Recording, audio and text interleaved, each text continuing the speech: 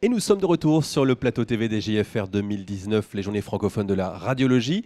Mon invité Fabien Voix, bonjour. Bonjour. Vous êtes le président, je vais m'accrocher, de l'AFPPE, c'est l'Association française du personnel paramédical d'électroradiologie, donc pour résumer des manipulateurs radio. Tout à fait. Parfait.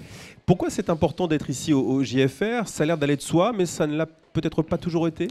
Ça n'a pas toujours été, parce qu'il y a 32 ans, si on remonte en arrière, les manipulateurs n'étaient pas présents au JFR, alors que c'est le plus grand rassemblement national de la radiologie. Donc effectivement, en quelques années, bon, 30 ans c'est quand même pas mal, mais on a réussi, avec la collaboration de la SFR, avec lesquels on a un fort partenariat, en fait, à faire prendre la place des manipulateurs au sein de ces JFR. Et aujourd'hui, tous les jours des JFR, il y a une, voire plusieurs sessions matin et après-midi de formation pour les manipulateurs et la présence aux ateliers, déco, etc. Donc une vraie place qui a été faite par les radiologues français au Manip Radio et on est ravis. Une vraie place, une vraie reconnaissance et cette profession en a besoin car elle est sous tension sur le plan démographique. Il y a une véritable inquiétude. Comment gérer cette inquiétude au quotidien ? Alors là, c'est vrai qu'on a une forte inquiétude qui émane du terrain. Si on regarde les réseaux sociaux depuis le début de ces JFR, ça n'arrête pas. Il y avait plus de 30 000 manips qui étaient en train de réseauter, appelant à la grève. Donc on est un peu inquiet. Effectivement, on est en lien avec le SRH, actuellement le syndicat des radiologues hospitaliers. On s'est vu cet été. Il y a une forte inquiétude sur la PHP, mais pas que, avec pas assez de manip actuellement formés pour répondre aux besoins avec l'arrivée des nouveaux équipements. Les programmes régionaux de santé ont permis d'avoir plus de scanners et d'IRM, ce qui est bien pour la population. Mais aujourd'hui, on manque d'hommes derrière, de radiologues et de manip radio. Donc là, effectivement, on est en train de se rapprocher pour essayer d'avoir un impact auprès du ministère, des pouvoirs publics, pour voir comment on peut essayer d'augmenter le nombre de manips qui sont formés tous les ans. Normalement, on sort à peu près des écoles 1200 manips par an.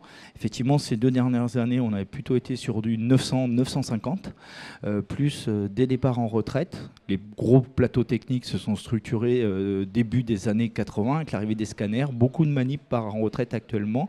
Et puis nos données démographiques ne sont pas tout à fait fiables. Donc il y a une vraie étude à mener, je pense, avec la profession de radiologue, mais avec le ministère et les pouvoirs publics, pour voir vraiment mieux évaluer les perspectives d'avenir de la profession et agir sur l'appareil de formation.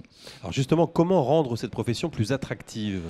Alors, l'attractivité, c'est vrai qu'on a cherché à l'améliorer depuis ces dernières années. On a beaucoup travaillé et en lien encore une fois avec le G4 pour essayer de donner la vraie place des manips auprès des radiologues. À savoir là, en 2016, on a fait changer le contexte législatif et le réglementaire de la profession qui reconnaît une certaine autonomie dans certaines situations aux manipulateurs radio.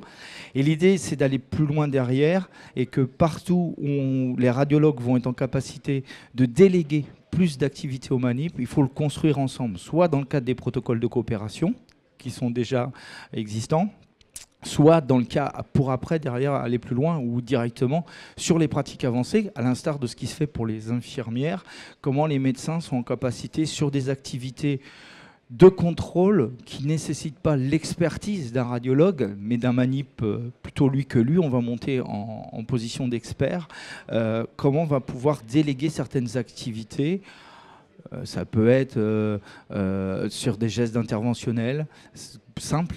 Ça peut être sur de l'échographie, en laissant faire aux manip l'imagerie, mais allant jusqu'à poser le diagnostic. Je prends régulièrement l'exemple, le greffon rénal.